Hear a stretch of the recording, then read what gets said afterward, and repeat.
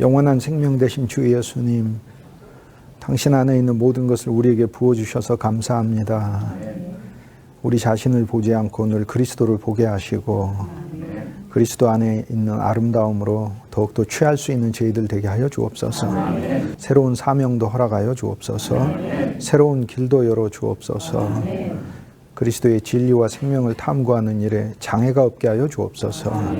귀한 종들 은혜를 부으셔서 필요한 것들 주께서 늘 구비시키시고 또 많은 장애들도 해결과 해답이 되신 그리스도의 능력으로 우리 주님께서 임하여 주옵소서. 사랑의 아름다운 교제의 장소가 되게 하여 주시고 그리스도의 진리의 비전을 갖는 곳이 되게 하여 주시고 주님 때문에 기쁜 곳이 되게 하여 주옵소서. 주 예수의 이름을 높이게 하여 주시고 또 저희들의 인생이 하루하루가 우리 주 예수님께 감사로 올려드리는 열매로 충만할 수 있게 하여 주옵소서. 그리스도의 말씀이 우리 안에 소성하게 하시고 주의 이름의 비밀을 우리에게 깨닫게 하셔서 주님 때문에 날마다 행복하고 기쁨과 감사가 충만해지는 승리의 생활 되게 하여 주옵소서. 주 예수 그리스도 귀하신 이름으로 감사하고 축복하고 기도합니다. 아멘. 31장 찬양하라 복되신 예수. 백성들아 사랑을 전하세. 경배하라 하늘의 천군과 천사 주님 앞에 영광을 돌리세. 찬양하라 복되신 구세주 예수. 백성들아 사랑을 전하세. 경배하라 하늘의 천군과 천사 주님 앞에 영광을 돌리세. 목자같이 우리를 지키시고 종일 품에 늘 안아주시니 찬양하라 높으신 권세를 찬양 찬양 찬양 영원히 드리세. 찬양하라 복되신 구세주 예수. 우리 대신 죽임을 당했네. 구주 예수 영원한 구원의 소망. 경배하며 겸손히 절하세. 찬양하라 우리 죄 지신 예수. 그의 사랑 한없이 크셔라. 찬양하라 높으신 권세를 찬양 찬양 찬양 영원히 드리세. 찬양하라 복되신 구세주 예수. 천사들아 즐겁게 찬양해. 구주 예수 영원히 다스리시니 멸류관을 주 앞에 드리세. 구주 예수 세상을 이기시고 영광 중에 또다시 오시리. 찬양하라 높으신 권세를 찬양 찬양 찬양 영원히 드리세. 아멘. 찬송가가 너무 아름다운 찬양이죠. 주 예수를 찬양하라고 하잖아요. 주 예수님을 찬송해야 돼요. 예수님과 주 예수님은 같은 분이지만 기능이 다르죠. 예를 들어 여러분이 아이를 선생님으로서 공부할 때 그때 선생님의 마음으로 자녀를 가르치죠. 그러나 본질적으로 부모이듯이 또 회사에 아이를 데리고 나가서 큰 아이를 일을 시킨다면 회사에서는 아버지라고 부르는 게 아니라 사장님, 뭐 회장님, 드라마 보면 회장님 이렇게 불러야 되겠죠. 그런 것처럼 그리스도 예수는 오늘 우리들에게는 예수님으로 우리 자신으로 오셨지만 주 예수로, 여호와 예수예요. 주라는 말이 여호와 예수예요. 여호와 예수로 우리 안에 와 계세요. 여호와는 나의 목자시니 내게 부족함이 없으리로다. 주 예수께서 내 목자시니 내게 부족함이 없으리로다. 주 예수님은 내 목자시고 여호와께서 나를 푸른 초장에 인도하시고 주 예수님이 나를 푸른 초장으로 인도하시고. 근데 차이가 뭐예요? 구약에는 하나님과 우리 사이에 율법이 있었고 하나님과 우리 사이에 심판이 있었고 하나님과 우리 사이에 우리 죄악이 있었어요. 물론 하나님과 우리 사이에 있었던 죄악도 염소와 송아지의 피를 가지고 정결하게 하셨어요. 하지만 히브리서 9장에 뭐라고 말씀합니까? 염소와 송아지의 피를 가지고 육체를 정결하게 했다. 즉 외적인 것만 정결하게 했다라고 얘기하잖아요. 우리 존재는 외적인 것만 정결하게 가지고는 소용없잖아요. 예를 들어 염소와 송아지의 피로 우리 육체를 정결하게 해봐야 이사야 40장에 나오는 말씀처럼 모든 육체는 풀이요. 육체가 풀이에요. 풀은 마르고 모든 육체의 영광은 들의 꽃과 같아서 풀은 마르고 꽃은 시드는 거잖아요. 그리고 육체를 정결하게 해봐야 육체가 정결해져 봐야 시들게 되는 거 아니에요. 그리스도 예수 안에서는 우리의 육체의 정결만이 아니라 히브리서 9장 10절 염소와 송아지의 피로도 너희 육체를 정결하게 하였거늘 하물며 영원하신 성령을 통하여 자기 자신을 들이신 예수의 피가 어찌 너희를 하나님을 섬기게 하지 못하겠느냐. 왜 온전하게 하지 못하겠느냐. 그리스도 안에서 주 예수님이 우리에게 주신 공로가 너무나 엄청나죠. 그래서 구약에 있어서는 인간과 하나님 사이에 율법도 있고 죄도 있고 심판도 있고 물론 율법도 선물이고 또 죄에 대한 부분적인 용서도 선물이고 다 그렇죠. 선지자도 선물이고 사울에게 사무엘이 있었던 것처럼 선물이죠.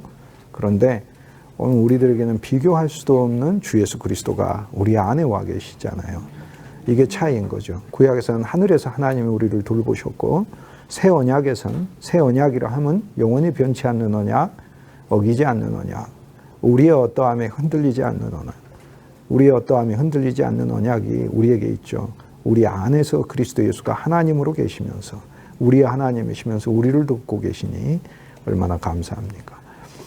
구약에는 우리의 어떠함으로 바뀌는 하나님을 많이 보여줘요. 그것은 왜 그러냐면 우리가 얼마나 연약하냐를 보여주고 우리에게 소망이 없다는 걸 알게 하시기 위해서 그래요. 우리 자신에게는 소망이 없다는 거예요.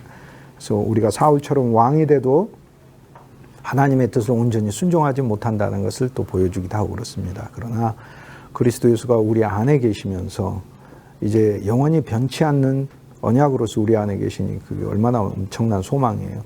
부모와 자식의 관계가 사랑의 관계죠. 그런데 부모와 자식의 관계를 우리가 볼 때 자식의 어떠함으로 부모가 움직여지는 것은 아니라는 걸 알죠. 예를 들어 자녀는 방문을 닫고 혼자서 삐질 수도 있고 또 자녀는 부모에 대해 오해할 수도 있고 자녀는 부모를 마음으로 미워할 수도 있고 그러지만 부모의 마음은 자녀를 향해서 다른 걸 아시잖아요. 자녀의 어떠함으로 부모의 마음도 그렇게 쉽게 흔들리지 않고 더구나 육신으로 나온 내 자녀는 변개할 수 없는 사실이잖아요. 그런데 우리가 주 예수의 피를 통해 또 주 예수의 영을 통해 새로 낳았는데 육신으로 난 게 진짜예요. 피와 영을 통해 난 게 진짜예요. 피와 영을 통해 난 게 진짜지. 육신은 풀이라니까 잠깐 있다 사라지는 거라니까. 보이는 것은 잠깐이요. 보이지 않는 것은 영원함이니. 고린도후서 4장 나오는 말씀이잖아요. 보이는 것은 잠깐이죠. 그러나 보이지 않는 것은 영원함이니까 영으로 난 것이 진짜 난 것이에요. 그러니까 우리가 육신으로 자녀들을 낳아도 내가 아버지 되고 저들이 나의 자녀가 되고 우리가 어머니가 되고 저들이 나의 자녀가 된다는 이 사실이 육신으로 난 것도 변개할 수 없는 사실이잖아요. 우리들의 자녀들이 우리들의 마음을 아프게 한다 할지라도 내 자녀된 것은 사실인 거고 마음이 아픈 게 내 자녀이니까 자녀이기 때문에 내 마음이 아픈 것이지 남의 집 애기라면 그냥 잠깐 안쓰럽게 생각하고 마는 것이겠죠. 그런데 영으로 난 것이 진짜이기 때문에 예수 그리스도의 피와 영을 통해 나왔어요. 피 우주보다 귀한 그분의 피를 통해 내가 나왔고 피가 내 마음에 뿌려졌고 내 피이고 지울 수 없는 피이고 그분의 영을 통해서 내 속사람과 새 존재와 새로운 생명이 내 안에 있으니 그리스도 안에서 내가 새 존재가 되었으니 이 관계를 우주에서 누가 끊는단 말이에요. 그래서 로마서 8장에 누가 우리를 대적하리요? 우리가 무슨 말 하리요? 누가 우리를 송사하리요? 누가 우리를 정죄하리요? 누가 우리를 그리스도 예수의 사랑에서 끊으리요? 이렇게 얘기한 거죠. 사실 오늘 우리들이 진실로 주님께 소망하는 바는 그분이 우리를 위해서 이루신 바가 정말 얼마나 많은데 우리가 그걸 모르고 사는 것을 하나님 앞에 회개하고 그분의 사랑을 더 깨달아가는 것을 바라야 하는 거죠. 우리가 어렸을 때는 잘 모르는데 여러분들이 나이가 더 들어가면 들어갈수록 부모님을 향한 마음들이 더 애틋해지는 것을 보게 되잖아요. 부모가 되셔서 육신으로도 변개하지 않는 언약과 본성적인 그 사랑의 관계가 자녀하고 사이에 맺어졌는데 하물며 세상의 부모들의 사랑을 다 합쳐도 하나님의 사랑에 이르지를 못하잖아요. 그런데 그 하나님의 사랑이 우리 주 예수 그리스도 안에서 충만하여 우리가 하나님의 자녀로 그리스도 예수 안에서 거듭났다, 새로 났다라고 하는 말은 이 어떠한 사랑 아래 우리가 있는가. 그래서 사실 우리는 진짜 그리스도 예수의 사랑과 풍성을 잘 몰라요. 모르고 살아요. 그래서 나의 한 가지 소원이 있다면 예수님을 닮고 싶어요는 아니고 이제는 그게 아니라 예수님의 사랑을 더 알고 싶어요. 정말 더 알고 싶어요. 비밀이라고 얘기하잖아요. 그리스도에 대해서 더 알았으면 좋겠다. 예수님에 대해서 더 알아갔으면 좋겠다라고 이제 생각을 합니다. 들은 말씀을 놓지 마시고 말씀을 손으로 기록하고 종이에 기록하고 마음에 기록해야 해요. 그리고 우리 입에다가 기록해야 돼요. 왜냐하면 우리는 증거하고 간증해야 되기 때문에 그렇습니다. 우리가 한 인생 살면서 예수님의 사랑이 너무나 놀라운데 그 주 예수의 사랑을 모르고 살았던 것에 대하여 우리가 늘 회개해야 돼요. 사실 주님이 우리 삶의 많은 문제를 붙들고 계셔요. 그렇지만 주님은 우리를 더 업그레이드하고 더 업그레이드하고 더 업그레이드하고 그렇게 주님은 일하시잖아요. 기독교 신앙이 룻기 1장처럼 세상에 남편도 죽고 시아버지도 죽고 시아버지가 죽었다는 건 유산이 없는 거죠. 여러분 부모 부자가 진짜 부자가 아니고 할아버지가 부자예요. 진짜 부자라고 그렇잖아요. 그런데 룻은 시아버지가 세상을 떠났어요. 그래서 얼마나 힘듭니까? 근데 말년 남편도 세상을 떠났죠. 그러나 모압에 살지 않고 베들레헴에 가서 신앙의 근본 뿌리에 있는 땅으로 가서 살아야 되겠다라고 하는 그 결단이 얼마나 놀라워요. 룻기 1장에서 하나님께서 패배하고 멸망하는 인생을 돌리셔서 이스라엘 백성이 되게 하시는 그 놀라운 역사를 보죠. 그런데 우리는 룻기 1장에 멈춰요. 내가 주 예수를 믿는 이유, 왜 믿는 걸까? 험난하고 고난이 가득한 인생에서 예수님을 통해 위로받으려고 믿는 거죠. 그런데 그 차원을 넘어서는 게 룻기에서 계속 보여주는 거잖아요.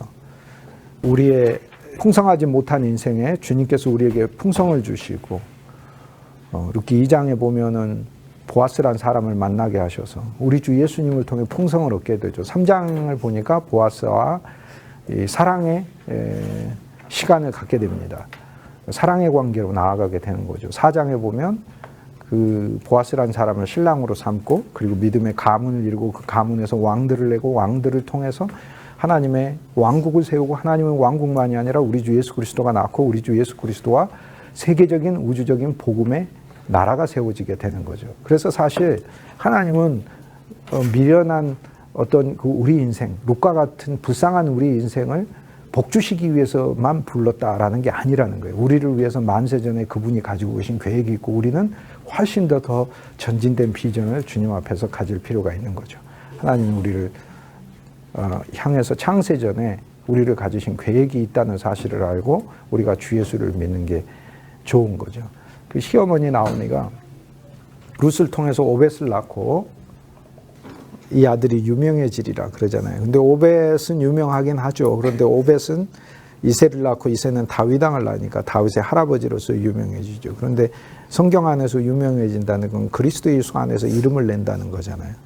주님께서 저와 여러분에게 더 큰 소망을 주셔서 나의 인생을 통해 그리스도가 나오고 또 나와 나의 후손을 통해 또 나와 내가 사역하는 귀한 하나님의 아름다운 믿음의 공동체 속에서 그 사람들이 주님에 대한 비전을 보고 저들을 통해서 믿음의 후손들이 대대손손 이어지기를 그래서 그리스도의 이름과 영광이 온 땅에 퍼지기를 소망하는 것, 이것이 바로 우리가 주님을 믿는 이유가 되겠죠. 하나님 말씀은 자체로 영이고 자체로 생명이에요. 믿음대로 된다고 해서 자체로 영이고 자체로 생명이고 자체로 빛이고 자체로 양식이고 자체로 생명의 물이잖아요. 그리고 자체로 능력이잖아요. 이게 영원의 말씀이라는 의미는 성경에 아브라함이 나오고 오늘 우리가 사무엘이나 또 사울 왕이 나오고 그러는데 3000년 전의 사람들이죠. 그 사람들이 진짜가 아니라는 거예요. 하나님 말씀이 영원한 말씀이란 건 그 말씀을 읽는 사람을 사무엘과 사울로 바꾸는 말씀이라는 뜻이거든요. 읽는 자가. 왜냐하면 말씀 안에 능력이 있어. 말씀 안에 능력은 시간의 능력이 아니라 영혼의 능력이기 때문에. 그래서 우리가 하나님 말씀을 과거의 이야기로만 듣는 것은 하나님 말씀은 아주 기초적이고 제한적이고 초보적으로 이해하는 것입니다. 하나님의 말씀은 영원이고 하나님 말씀은 자체로 능력이라 하셨잖아요. 그 말씀을 읽는 자들에게 그리스도 예수의 성령을 통하여 그 말씀 속에 담겨있는 모든 선물이 오늘 우리들에게 주어져 있는 것이죠. 하나님 말씀을 우리가 듣는 자가 믿음을 화해해야 된다고 하잖아요. 근데 그 믿음은 어마어마한 크기여야 하는 거예요. 성경에서요, 주님은 믿음을 제한하는 사람들을 별로 안 좋아하시잖아요. 심지어 원칙이 있다 하더라도 나는 가나안 여인을 위해서 오지 않았어. 나는 이스라엘을 위해서 왔어. 라고 주님이 원칙을 세워놨다 하더라도 수르보니게 여인이 가나안 여인이 와서 그 원칙을 깨잖아요. 나는 게라 부르신다 할지라도 주인의 상에서 떨어지는 부스러기를 먹고 싶어서 왔습니다. 라고 얘기하잖아요. 그때 주님이 내 믿음이 크도다 라고 얘기하시잖아요. 내 믿음이 크도다. 마태복음 8장에 보면 백부장이 예수님을 집으로 초대하는 게 아니라 말씀만 하옵소서. 나도 내 밑에 수하가 있어서 명령하면 다 움직입니다. 그렇죠. 명령하면 여러분이 일터에서 뭐 비즈니스 CEO도 돼보시고 또 직장 생활이나 또 집안에서도 심지어 자녀들에게 이거 가져와 이렇게 했을 때 말로만 해서도 가져와지는 게 있잖아요. 그 백부장이 뭐라고 해요? 나 백부장으로서 내 밑에 있는 병사들한테 말로만 해도 움직여지던데 주님께서도 말로 하옵소서, 명령하옵소서. 명령하면 귀신이 물러나가고 명령하면 질병도 물러나고 명령하면 치료도 일어날 것 아니면 그때 주님 뭐라고 말씀하셨어요? 내가 이스라엘에서 이만한 믿음을 보지 못하였다 그래요. 우리는 어떻게 보면 못 믿으니까 와서 더 구체적으로 눈에 보여주기를 바라는 거고 우리는 못 믿으니까 그분이 진짜 하는 것을 봐야 되고 하지만 사실 그리스도 안에서 우리는 더 큰 믿음을 가질 필요가 있겠죠. 믿음이란 건 나의 형편과 환경을 떠나서 생각하는 것을 믿음이라고 그럽니다. 자기 형편과 환경에 맞춰서 생각하는 걸 믿음이라고 하지 않아요. 아브라함이 자기 형편과 환경에 맞춰서 생각하는 걸 믿음이라고 안 부르잖아요. 자기 몸이 죽은 것 같이 되고 로마서 4장에 자기 안에 사라는 경수가 끊어져. 더 이상 소망이 없게 되었지만 믿음이 약하여지지 아니하고 하나님께서 약속하신 바를 반드시 이루실 것을 확신하여 하나님께 영광을 돌렸다라고 얘기해요. 그래서 믿음이라는 건 자기 현실과 상황에 맞춰서 생각하는 게 절대 믿음이 아니에요. 믿음이라는 건 자기 현실과 상황을 뛰어넘어서 하나님이 일하시는 역사를 보는 게 그게 믿음인 거예요. 룻이 베들레헴으로 돌아올 땐 시어머니 모시고 좋은 효부가 돼서 그곳에 가면 먹고 살 게 있지 않을까라고 해서 왔어요. 왔는데 룻기 2장에 보면 보아스가 룻에게 자기 밭에서 일을 하라고 하면서 이렇게 얘기를 해요. 이스라엘의 하나님의 손에 보호받기 위해서 왔다고 얘기를 해요. 이스라엘 하나님의 손에 보호받기 위해서 왔다. 이거 얼마나 엄청난 말씀이에요. 이스라엘 하나님 손에 보호받기 위해 왔다. 진짜 그런 것 같아요. 나와 여러분이 이스라엘 하나님 손에 보호받기 위해서 예수 믿은 거죠. 세상에서 그냥 살면 힘드니까 이스라엘의 하나님 손에 보호받기 위해서 온 거예요. 그런데 룻기를 자세히 읽어보세요. 이스라엘 하나님 손에 보호받으려고 룻이 왔지만 그게 룻의 동기였을지도 모르고 실은 룻이 그렇게 거창한 동기가 아니었을 수도 있어요. 시어머니하고 육친의 정 때문에 왔을 수도 있고 이스라엘 하나님 손에 보호받는다는 강력한 믿음보다는 그곳에 가면 어찌어찌 좀 살 방법이 있지 않을까라고 생각할 수도 있었겠죠. 그런데 어쨌든 보아스는 뭐라고 규정을 하냐면 이스라엘 하나님 손에 보호받기 위해 네가 왔다라고 얘기를 하는 거거든요. 이게 주님이 우리한테 선언해 주시는 거잖아요. 내가 예수 믿은 이유, 하나님 손에, 주 예수의 손에 보호받기 위해서, 우리가 불렀던 복되신 주 예수, 언제나 목자로서 그 품에 우리를 늘 안아주시고 능력을 베푸시는 그 주님을 누리기 위해서 우리가 온 거잖아요. 그런데 이스라엘 하나님 손에 보호받는 인생이 됐다가 아니고 거기에서 아들이 낳고 왕들이 낳고 그리스도가 낳고 하나님의 왕국이 세워지잖아요. 그러면 룻을 부르신 하나님의 뜻은, 룻의 개인적인 소망은 이스라엘 하나님 손에 보호받기 위해서 온 거였지만 개인적인 소망은 하나님이 그 개인에 가지신 계획은 그 한 인생을 보호하는 차원이 아니다 말이에요. 그 사람을 통해서 하나님의 왕국을 펼치시려고 하시는 하나님의 목적이 서 있는 거죠. 우리가 우리 자신이 믿음 안에서 하나님을 향해 갖는 비전과 하나님이 우리를 향해서 갖는 비전이 엄청나게 차이 난다는 사실을 알아야 할 필요가 있는 거죠. 그게 믿음인 거죠. 그게 믿음. 사무엘상, 오늘은 이제 15장 할 텐데, 사무엘상 1장에는 처음에 사무엘의 이야기가 나오잖아요. 그런데 사무엘의 이야기보다 한나의 이야기가 나오죠. 이 모든 것은 한나로부터 시작했다. 한나의 믿음으로부터 왕국은 시작한다. 자녀가 없고 또 억울함을 당하는 그 환경이 여호와 하나님을 만나 똑같이 아들을 낳죠. 그런데 그냥 가문에 하나님의 아들을 줘서 잘 사는 아들이 아니라 하나님의 일에 큰 유익과 쓰임이 되는 아들을 낳는 이야기를 보여주잖아요. 그래서 그 한 여인을 긍휼히 여기시는 하나님이 있고 하나님의 계획이 서 있음을 보여주죠. 사무엘상 2장에 보면 한나의 기도가 나오죠. 30가지를 하나님께 구하죠. 한나의 믿음과는 달리 엘리 가문은 하나님 앞에 범죄하였다라는 것을 이야기를 하죠. 그리고 사무엘상 3장에 보면 사무엘이 자라나서 하나님의 성전 안에서 자라는 이야기가 나오죠. 오늘 우리들도 주님 안에서 사무엘과 같은 거죠. 사무엘과 같은 거죠. 감사한 거죠. 자, 우리 세 사람은 사무엘 같다라고 생각하는 게 좋을 것 같아요. 우리가 겉사람은 아브라함처럼 나이가 많을 수도 있는 것 같아요. 사실 성경이 사무엘상 3장부터 시작한다면 여기 계신 분들 다수는 조금 소망이 없다, 그렇게 얘기를 해야 돼요. 왜냐하면 어린 사무엘부터 하나님이 시작을 하신다면 소망이 없어요. 그러나 성경은 창세기 12장부터 시작을 본격적으로 하잖아요. 창세기 11장까지는 바벨탑이고 세상이에요. 그러나 창세기 12장에서 성경에서 제일 위대한 사람 아브라함을 통해, 아브라함의 후손이라고 부르고 예수님도 아브라함 후손이라고 첫 번째 타이틀이 마태복음 1장 1절에 아브라함과 다윗의 자손 예수 그리스도의 세계라. 아브라함을 기점으로 하나님은 세상을 앞뒤로 바꿨어요. 이제는 예수 그리스도 안에서 예수 그리스도를 기점으로 기준으로 해서 세상과 사람들을 앞뒤로 바꿔보시는 거죠. 그런데 창세기 12장에 보니까 아브라함을 부르시면서 믿음의 가문을 세우시고 예수 그리스도에 대한 구체적인 뜻과 비전을 하나님께서 펼쳐나가시고 그분의 왕국을 세우시는데 아브라함이 그 나이 70세에 부르심을 받았다고 돼 있잖아요. 그래서 그리스도 안에서는 나이가 70이라도 주님 안에서 부르심을 받는다. 아브라함처럼 부르심을 받는다. 그거 얼마나 감사해요. 3살짜리여도 하나님의 양육하신다. 얼마나 감사해요. 그런데 우리가 이 말씀을 내 겉사람은 후패하나 겉사람은 후패하죠. 70이어도 아브라함처럼 부르셨다. 내 속사람은 사무엘처럼 5살짜리 10살짜리다. 이렇게 생각하는 게 하나님 앞에 감사한 마음으로 우리가 일들을 감당할 수 있는 거죠. 사무엘상 3장에 보면 여호와 하나님을 4번에 걸쳐서 만납니다. 첫 번째, 여호와 하나님이 직접 불러도 사무엘이라 하더라도 못 알아듣습니다. 제가 강의를 하는데 오늘 못 알아듣는 분이 없으시길 바라요. 근데 못 알아들어도 상관이 없어요.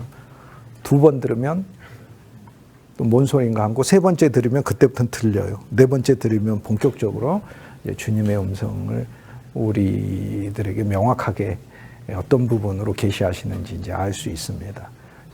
그리스도의 말씀을 사중으로 듣는 아이, 사무엘상 3장, 사무엘상 4장에 보면 이제 블레셋과의 전투에서 엘리 가문이 끝나는 이야기가 나오게 되고, 사무엘상 5장에 보면 이제 언약궤를 빼앗겼으나 그 언약궤가 블레셋 지역에 가서 아스돗과 에글론과 갓 지역에 가서 그 지역을 회파하는 이야기를 보여줘요. 그래서 언약궤이신 예수 그리스도가 오늘 블레셋이라고 하는 우리를 대적하고 있는 그 장소에 가서 주님의 휩쓰는 이야기, 그 이야기를 보여줍니다.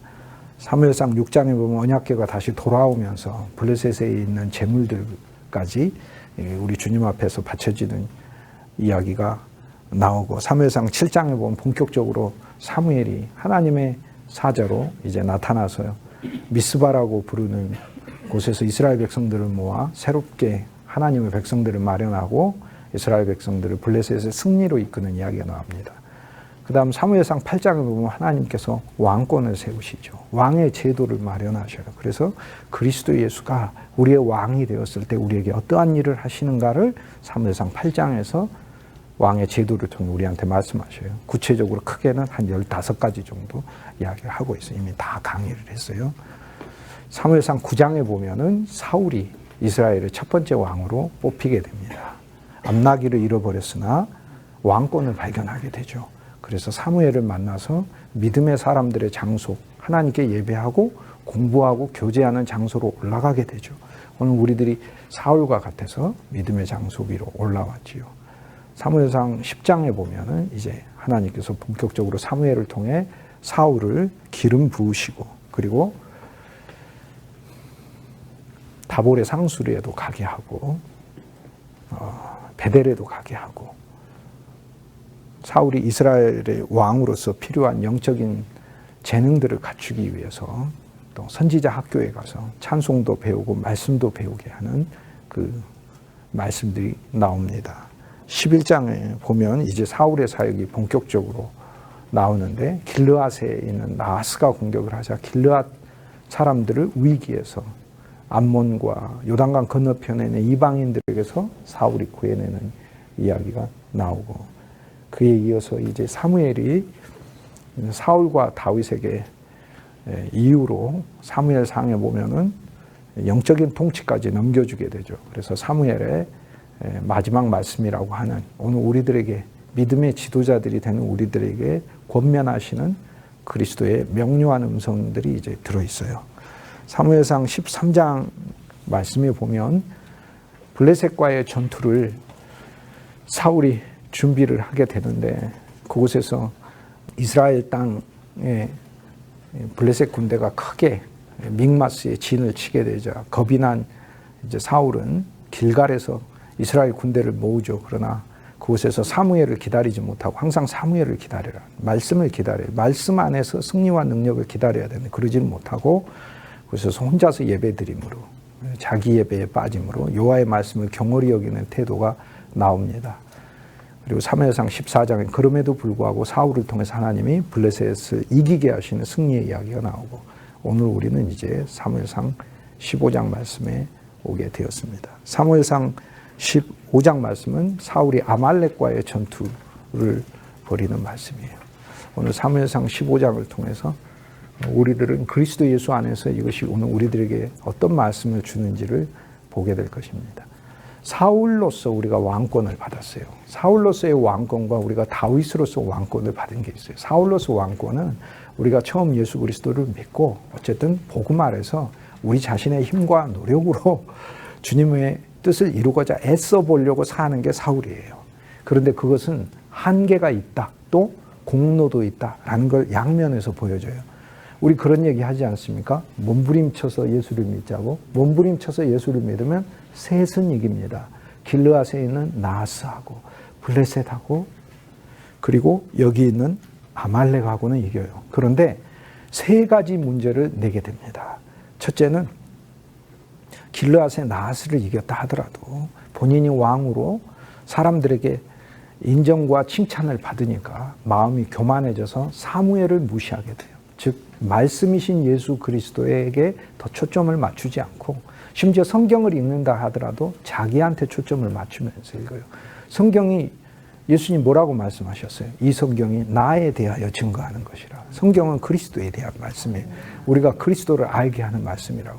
성경에서 자기를 보는 것은 우리를 실패로 이끕니다. 그리스도를 먼저 봐야 돼요. 왜냐하면 그분이 날 구원하지 내가 날 구원하는 게 아니기 때문에 그래요. 그래서 성경 안에서 늘 그리스도를 봐야 한다. 그 다음 사울은 두 번째 블레셋은 이겨요. 블레셋은 이기지만 그 블레셋을 이긴 그 전투 가운데 사무엘을 기다리지 못하고 혼자서 제사를 드리면서 왕권을 빼앗기게 되는 그런 질책의 말씀을 받게 되죠. 그러니까 블레셋을 이기기는 이기는데 끝까지 뿌리 뽑지는 못합니다. 나중에 뿌리 뽑는 건 다윗을 통해서 뿌리 뽑습니다. 오늘 우리들이 외적인 신앙 아래, 우리가 종교와 율법과 또 우리 힘으로 애써보는 신앙 아래 사울로서 왕권을 행사해서 주님이 우리에게 왕권 주셨어요. 해나갈 때 부분적인 승리가 있고 부분적인 하락이 있다는 것을 보여주는 거예요. 아말렉도 이깁니다. 아말렉도 이 아말렉이 이제 그 약속의 땅 남부에 그 하윌라라고 유다 땅 남쪽에 하윌라하고 수르 사이에 있는 아말렉을 이겼다는 게 이제 오늘 말씀 이제 15장에 나오는 말씀이거든요. 그런데 그 지역에 있는 아말렉의 백성들을 이겨요. 그런데 사울은 이길 수 있음에도 불구하고 못 이긴 게 아니라 앞에 부분은 블레셋을 다 못 이기고 남겨두는 게 있어요. 왜냐하면 남은 도시들을 사울의 힘으로는 못 이기니까. 그런데 아말렉은 이길 수 있음에도 불구하고 남겨둬요. 그런데 그건 사실 이길 수 없는 것과 마찬가지예요. 왜냐하면 원치 않았기 때문에 그래요. 아각 왕을 남겨두고 그리고 좋은 아말렉의 우양을 남겨뒀다 이렇게 얘기해요. 아말렉 백성은 죽였지만 오늘 우리들이 주님이 이 말씀을 통해서 여러 가지를 말씀하고 우리들에게 알려주고 계시죠. 그런데 오늘 우리들이 사울로서 신앙생활을 할 때 즉 육신적인 노력과 애씀으로는 부분적인 승리를 거둘 수 있으나 근절할 수는 없다는 걸 알게 돼요. 그러니까 우리가 왜 내 삶에 이게 근절되지 않지? 왜 내 삶에 이게 뿌리 뽑히지 않지? 그건 나로서 할 수 없다는 걸 주님이 알려주시는 거예요. 그리스도 예수가 우리 안에 계셔서 그분의 생명으로 이루어 가시는 것이다 라는 것을 말씀해 주죠. 아말렉과 이기는 전투에서 이기는 말씀인데 사무엘상 15장 말씀은 사무엘이 사울에게 아말렉과 전투를 벌여라. 그리고 그들을 멸절시키라 라고 하는 명백한 하나님의 말씀을 줍니다. 그런데 이 말씀을 받고 사울이 전투를 벌여서 백성은 죽이지만 아각 왕을 남겨두고 좋은 우양을 남겨두죠. 그리고 나서는 이제 사울이 자기를 기념하는 기념탑을 갈멜이라고 하는 유다 남부에 있는 도시에다가 세워요. 자, 여기에서 우리가 알 수 있는 게 있죠. 우리가 영적인 어떤 전투에서 조금의 승리를 하면 우리가 육신 안에서 자기 노력의 신앙은 결국에 자기의 기념탑을 세우는 사역을 하게 되는 거예요. 자기의 기념탑을 세우는 교회, 자기의 기념탑을 세우는 조직, 자기가 기념되는 그런 조직과 모임을 이루게 된다는 것을 보여줘요. 부분적인 승리가 있어요. 없지는 않아요. 그러나 그럼에도 불구하고 이제 사무엘이 사울을 위해 중보합니다. 그리고 사울에게 가서 이야기를 하고 질책을 하게 되는 거죠. 그리고 경계의 말씀도 주고 심판의 말씀도 줍니다. 그리고 사무엘상 15장에서는 사무엘이 마지막으로 사울과 다시는 보지 아니하였고 그리고 왕에게서 하나님께서 왕의 나라를 빼서 찢어서 왕의 이웃에게 주기로 정하셨나이다 라고 얘기를 해요. 그래서 이제 사무엘상 15장을 보면 우리가 사울일 때는 너무나 사울이잖아요. 속상하고 통탄한 이야기가 나와요. 우리의 부분적인 승리. 우리는 어쩌면 부분적으로 승리해요. 부분적으로 어쨌든 뭐 감정의 문제가 있든 환란의 문제가 있든 무엇이 있든 예배 나가요. 그래서 예배 나가 찬송해요. 그런데 우리가 온전한 승리를 못 거둬요. 꼭 사울 같아. 그러면서 패배하는 것 같아. 내 자신을 주님께 드리는 것 같지만 아각 왕은 남겨뒀어. 내 마음에 남겨. 그리고 좋은 우양, 이 세상에 있는 어떤 좋은 것들은 내가 남겨놓고 말로는 하나님께 제사 드리려고 남겨놨다고 그래요. 그래서 말로는 이걸 하나님께 드려야지라고 알기는 해요. 그런데 실제적으로 이것을 수행할 능력이 없어요. 사무엘상 15장에는 이제 오늘 우리들에게 주님께서 두 가지 이슈를 보여주죠. 첫째는 아말렉의 문제고 두 번째는 사울 왕의 문제인 거죠. 한 면에서 우리는 사울 왕이고 한 면에서 우리는 아말렉인 거죠. 오늘 우리 안에 있는 아말렉과 우리 바깥에 있는 아말렉을 주님이 잡으셨음을 오늘 사무엘상 15장을 통해서 우리에게 알려주고 있습니다. 아말렉이라고 하는 말은 아말렉이 누구냐 하면은 야곱과 에서가 형제잖아요. 그 에서가 창세기 36장에 보면 결혼을 합니다. 여러 아내들을 두는데 아다라는 아내로부터 엘리바스라는 아들을 둬요. 그 엘리바스가 첩을 얻어요. 딥나라는 첩을 얻고 엘리바스가 딥나에게서 낳은 아들이 바로 아말렉이에요. 그러니까 에서의 손자가 되는 것이죠. 에서의 손자가. 에서가 엘리바스를 낳고 엘리바스가 딥나라는 여인을 통해 아말렉을 낳습니다. 그런데 이제 창세기 36장의 에서의 족보는 육신의 족보거든요. 그리스도 예수를 믿는 사람들이에요. 야곱도 이삭의 자손이고 에서도 야곱의 자손이에요. 이삭의 자손이에요. 그러니까 이삭은 예수 그리스도를 나타내기 때문에 예수 그리스도를 믿는 사람들인 우리들을 가리키는 거예요. 그러나 우리가 한때 그리스도의 생명 안에, 은혜 아래, 복음 아래, 그분의 실제의 영 아래 있지 않고 우리 자신 아래, 관념 아래, 세상 아래, 내 고집 아래 있는 모습이 에서의 모습이죠. 그렇게 되면 에서와 같이 믿게 된다는 것을 알려주는 것이죠. 그런데 그 에서에게서 자손이 나오는데 그 에서의 자손들이 바로 창세기 36장에 나오는 겁니다. 그래서 에서가 엘리바스를 낳고, 엘이라는 말은 하나님이고 바스라는 말이 황금이거든요. 그래서 황금이 내 하나님이라는 말, 또는 하나님은 내 황금이다라는 말이죠. 그러니까 하나님을 보면 황금을 보는 거예요. 근데 하나님은 황금처럼 귀하게 여겼다는 게 아니고 하나님이 나한테 황금 주시는 분으로 그렇게 믿고자 했다는 거예요. 오늘날 우리들이 하나님이 나한테 황금 주시는 분으로 막 믿으려고 하고 그래요. 저 요즘은 가끔 그런 생각이 들어요. 우리가 이제 하나님 말씀 전하면서 문제 해결 받으려면 이제 교회 나와야, 저도 그렇게 얘기는 해요. 그런데 우리가 예수 믿는 게 문제 해결 받기 위해서 교회 나오나요? 문제 해결 그 이상 차원이잖아요.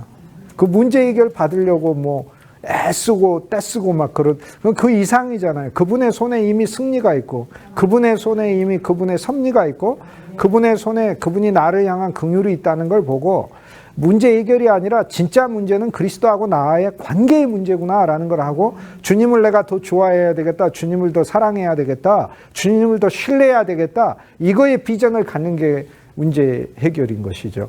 그런데 오늘날의 모든 메시지와 말씀들이 문제 해결해 주는데 초점이 있고, 위로하는 데 초점이 있고, 우리가 어떻게 하면 상한 마음이 위로받는, 이런 이야기들을 하고 있으니 그거는 어떤 면에서 아주 기초적이고 하락한 말씀이다, 이렇게 얘기를 할 수 있는 것이죠. 오늘 우리들은 그런 차원이 아닌 거죠.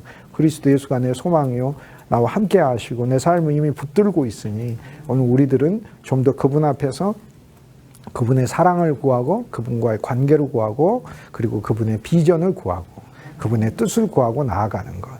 그래서 오늘 우리들에게 있는 문제조차도 우리가 집중하지 않고 그분 손에 맡겨드리는 것. 이것이 바로 이제 생명의 신앙이 되겠죠. 그러나 에서의 신앙은 그렇지 않다는 거예요. 육신적인 거. 그런데 그 하나님이 황금인 거. 내가 하나님을 믿는 이유는 하나님이 내게 황금을 더 많이 주시기를 바라는 것이 되겠죠. 물론 이제 그 에서도 하나님의 긍휼 안에 있습니다. 에서도 하나님의 긍휼 안에 있는 하나님 백성이잖아. 이삭의 아들이니까, 예수의 아들이니까, 그리스도인이니까. 그런데 그럼에도 불구하고 그 속에서 나오는 그리스도인들의 많은 부류가 생명의 길 안에 있지 않으면 그런 현상을 낼 수밖에 없다는 걸 보여주는 거죠. 엘리바스, 즉 물질적인 신앙 아래 머물러 있을 때 물질을 추구하고 물질을 최고로 여기고 물질을 기준으로 사람들을 보는 그 신앙 안에 머물러 있을 때 그에게서 태어난 아들이 있는데 그게 아말렉이다는, 아말렉의 말렉이라는 말은 막 개처럼 핥아먹는다는 것을 뜻해요. 그러니까 이건 품위 있는 행동을 의미하는 것은 아니에요. 물론 우리가 개처럼 엎드려서 물을 마셔야 될 때도 있습니다. 기드온의 300용사처럼 하루셈에 엎드려서 물을 그렇게 마시며 주님의 군대로서는 그렇게 할 수가 있어요. 그렇지만 아말렉의 본성은 이 세상 것을 향하여 그렇게 먹는 것을 의미하거든요. 그렇게 얘기하잖아요. 개처럼 벌어서 정승처럼. 그리스도인은 그렇게 벌면 안 돼요. 그리스도인은 그리스도인처럼 벌어야 하고 그리스도인처럼 써야 하는 거예요. 그게 이제 세상과 그리스도인의 차이인 것이죠. 아말렉은 이제 거기에서 유래되지만 실은 광야에 와서 살았어요. 그런데 자기 비즈니스로 성공하면 괜찮잖아요. 그런데 아말렉은 자기 비즈니스로 성공하는 사람이 아니에요. 아말렉이 한 짓은 이스라엘 백성들이 출애굽을 하고 홍해를 건너고 광야에 가서 약속의 땅을 향해 가는 여정 속에서 이스라엘 백성을 공격한 일이었어요. 성경에서 아말렉 민족이 등장해서 한 첫 번째 일은 믿음의 사람 이스라엘 백성들을 공격한 일이었어요. 무자비한 백성들이죠. 그래서 아말렉은 우리 안에서 한 면에서 탐욕인데 무자비한 탐욕, 긍휼이 없고 탐욕스러운 것을 가리켜요.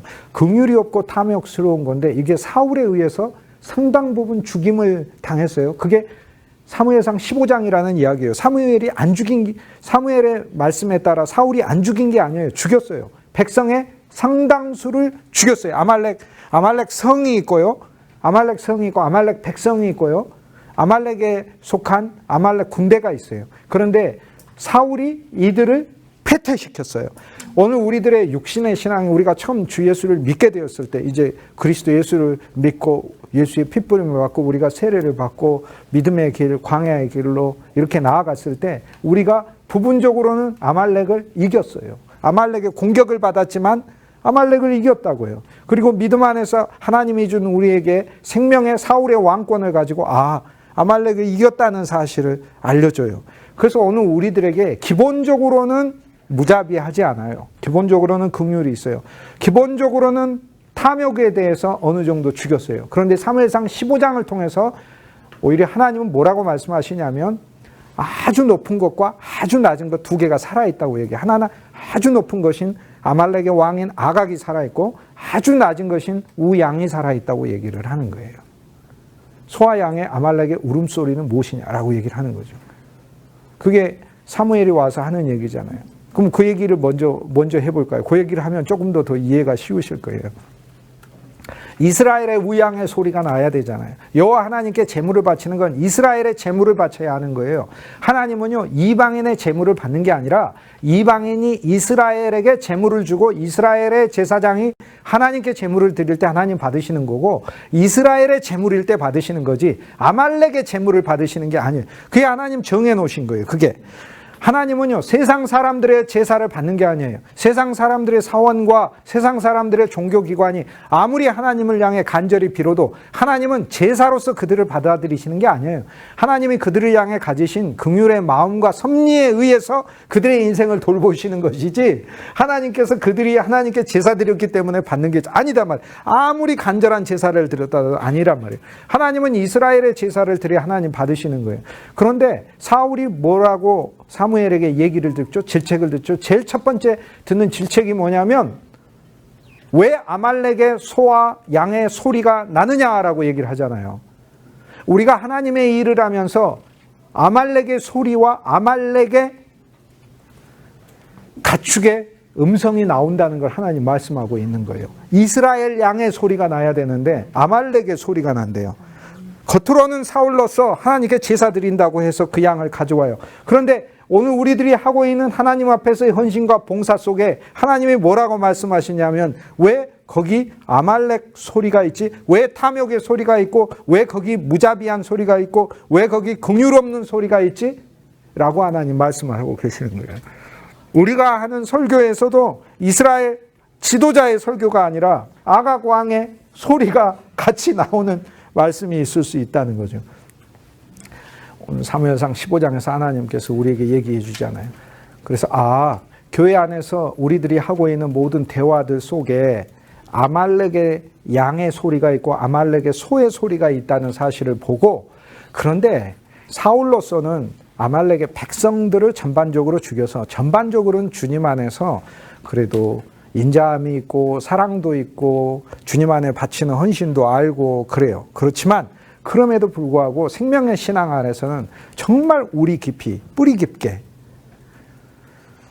하나님을 향한 교만의 마음 속에서 우리 속에 아각 왕이 있고 아말렉의 우양이 있다는 사실을 알려주는 거죠. 그런데 이것은 사울 스스로는 죽일 수가 없고 사무엘이 와서 아각 왕을 죽이고 사무엘이 와서 사울의 이 잘못을 질책함으로 하나님께 진멸되어야 될 것들을 마땅히 진멸시키는 거죠. 이것은 오늘 우리들 스스로의 힘으로 신앙의 온전에 이를 수 없고 혼자 힘으로 신앙의 온전에 이르려고 하는 시도를 중지하고 우리 속에 그리스도가 계시고 그리스도가 이 일을 하시도록 우리 자신을 맡겨야 된다는 사실을 보여주고 있는 거죠. 그게 이제 사무엘상 15장에서 저희들이 봐야 될 첫 번째 주제 중에 하나입니다. 아말렉은 그러므로 무자비함과 탐욕입니다. 그런데 왜 사무엘상 15장에서 이 일을 할까요? 사무엘을 세우신 이유가 뭐죠? 사무엘을 세우신 이유? 왕들을 세우고 이스라엘을 다스리 하나님 말씀 전하게 한 거죠. 그러면 사울을 세우신 이유는 뭐예요? 이스라엘의 왕을 세운 거 아닙니까? 이스라엘 통치하기 위해서. 근데 이스라엘의 왕과 그 통치권은 오늘 우리들에게 해당되잖아요. 예를 들어서 하나님이 여러분을 여러분의 가정의 지도자로, 여러분 신앙의 공동체의 지도자로 하나님 세우신 이유가 뭐예요? 자녀들을 하나님 맡겼는데 여러분도 여러분 자녀들에게 사울 왕과 같은 사람이다. 그러면 여러분이 사울 왕일 때 자녀들의 아말렉을 부분적으로는 제어할 수 있으나 그들 속에 있는 아각 왕은 못 없앤다는 사실을 보여주는 거고, 그들 속에 있는 그들의 아말렉의 우양의 소리는 못 없앤다 이 말이에요. 이스라엘 양과 소의 소리를 내는 것 같으면서도 그들 속에 있는 불평과 불만의 소리는 우리가 사울일 때는 못 없앤다는 거예요. 여러분이 사역할 때, 믿음의 지도자로서 사울로서 사역할 때 아말렉 우양의 소리들을 본다는 거죠. 그런데 여러분과 내가 사울 왕일 때는 부분적으로는 승리를 거둘 수 있어도 온전한 승리를 거둘 수 없다라고 얘기를 하고 있는 거죠. 15장에서. 사무엘이신 그리스도 예수, 말씀이신 그리스도 예수가 직접 와서 이 일을 다뤄주신다라는 걸 알려주고 있는 거죠. 너무 감사한 말씀이죠. 우리 안에 있는 무자비함과 탐욕. 그런데 이것을 왜 얘기했는가? 그러면 오늘 우리들이 가정과 교회와 일터에서의 영적인 지도자만을 위한 게 아니고 하나님의 새 예루살렘을 짓기 위한 것이잖아요. 하나님의 새 예루살렘, 즉 오늘 우리들을 통해서 우리의 가정도 교회예요. 우리의 교회도 교회예요. 우리의 일터도 교회예요. 우리의 인간관계도 교회예요. 우리의 기도에도 교회다라는 걸 하나님 보여주시는 거예요. 그게 부분적인 어떤 독립적 단체나 조직이 아니라 창세기 에덴 동산에서부터 계시된 하일라 땅에 정금과 베델리움과 호마노 진주가 나오는 보석들이 나오는 그것이 계시록 21장에 보면 하늘에서 내려오는 새 예루살렘의 12보석으로 완성되는 것을 우리에게 보여주시면서 오늘 우리들의 사역은 우리가 그냥 힘든 인생에 예수 믿어서 하나님으로부터 위로받고 응답받는 이런 정도의 인생이 아니라 하나님께서 세우고자 하시는 영원한 새 예루살렘을 짓기 위해 하나님이 내 인생과 내 가정과 내 자손들과 내 직장과 내가 속해 있는 교회와 모든 믿음의 지도자들과 믿음의 공동체와 모임을 사용하기를 원한다. 그리고 그것이 새 예루살렘이다라는 걸 주님이 보게 하시기를 주님께서 진정으로 바라시는 거잖아요. 그래서 새 예루살렘을 짓는데 사울이 부적합한 미언을 사무엘상 15장에서 알려주고 있는 것입니다. 그렇기 때문에 왕으로서 오늘날 우리가 새 예루살렘을 짓기, 즉 오늘날의 진짜 예수의, 쉽게 얘기해서 오늘 우리의 교회가 예수님의 교회, 그럼 쉬운 말로, 하지만 우주적으로 하나님께서 우리의 교회가 독립적으로 남지 않고 영원한 하나님의 품 안에 새 예루살렘으로 하나로 지어지는 그 교회가 먼 훗날이 아니라 지금 당장 지어지고 나의 어떤 속해 있는 나의 조직과 내가 이끄는 모임과 내 가정과 교회와 일터와 모든 환경 속에서 진실로 하나님의 새 예루살렘 안에 주시는 모든 온전한 평화와 기쁨과 빛과 그 거룩함과 그분의 모든 선한 좋은 것이 가득한 그 교회가 되기 위해서 하나님께서 없어져야 될 것이 바로 아말렉이다라고 얘기를 하고 있는 거죠.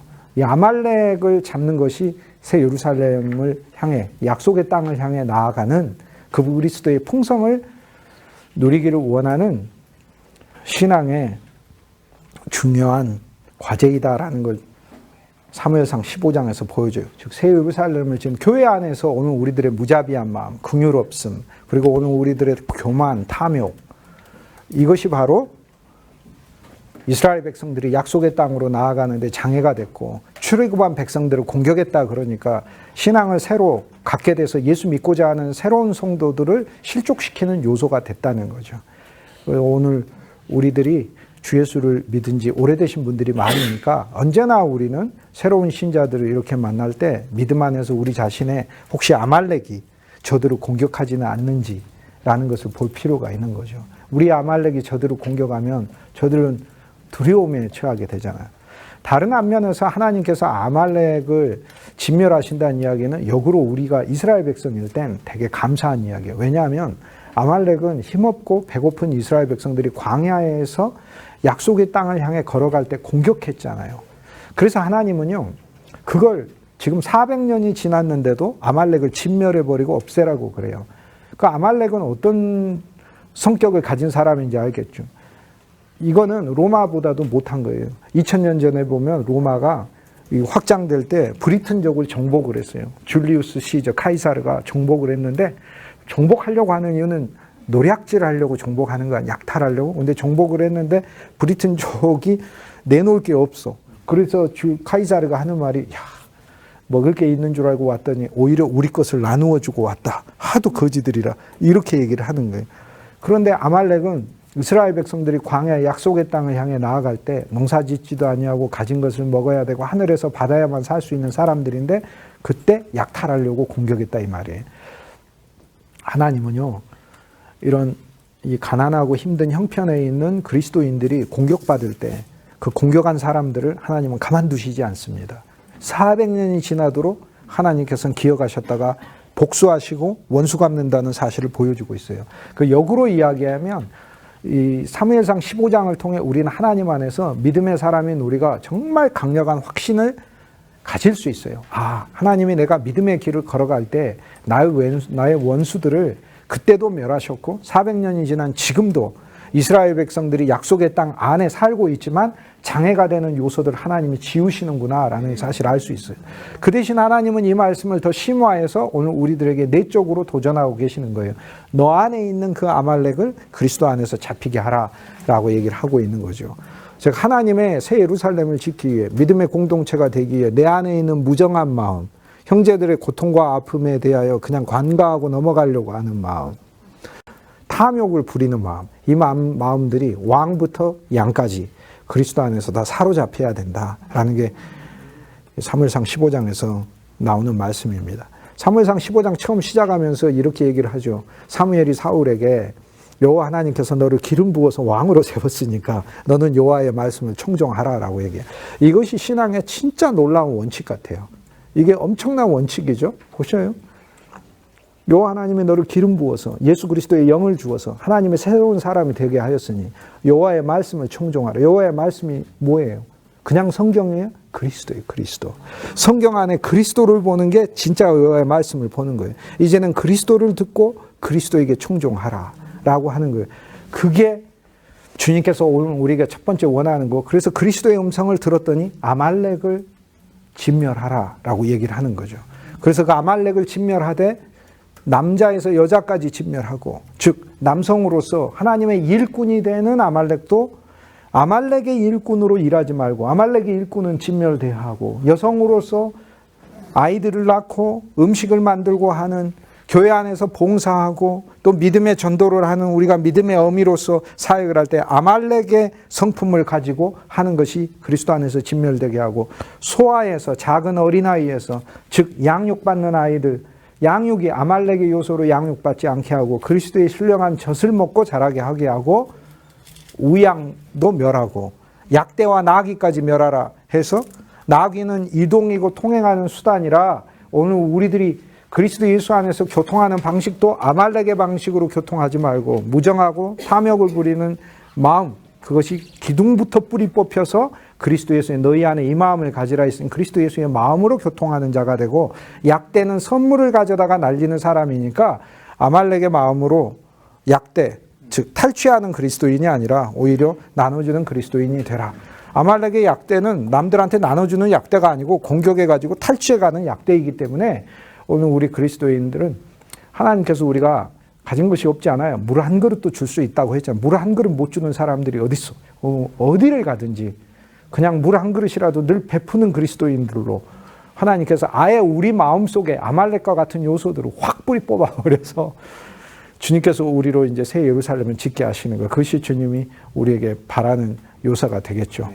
시작을 하면서 주님께서 우리에게 이제 이 거대한 비전을 보게 하십니다. 사울로서는 부분적인 승리밖에 거둘 수 없지만 처음 시작을 할 때 여호와의 말씀에 청종하라. 아, 그리스도를 더 들어야 되는 게 믿음의 사람의 원칙이 되겠구나. 그리고 그 그리스도의 말씀을 자세히 들으면 그 그리스도께서 아말렉을 잡으라라고 했어요. 그럼 외적으로도 하나님은 우리 아말렉을 잡아 놓으셨다는 거잖아요. 외적으로 우리가 살아갈 때 우리를 힘들게 하고 우리가 배고프고 힘들고 연약하고 눈물 나는 삶을 살 수밖에 없을 때, 그때 우리를 돕는 자만이 있는 게 아니라 우리를 이용하고 학대하고 우리를 괴롭히는 자가 있었는데 그거에 대해 하나님은 원수 갚는다고 얘기하셨으니 이스라엘 백성들을 향하신 그 사랑이 어떠한가라는 것을 알 수 있는 거죠. 사무엘상 15장 이 말씀을 통해 전반부에서 그리스도 예수 안에서 그분의 말씀을 더 충종해야 되는 게 기름 부음 받은 자의 기본적인 사명이구나. 주 예수를 더 알아가야 되겠구나 라는 것. 이것이 명백하게 저와 여러분에게 섰으면 좋겠습니다.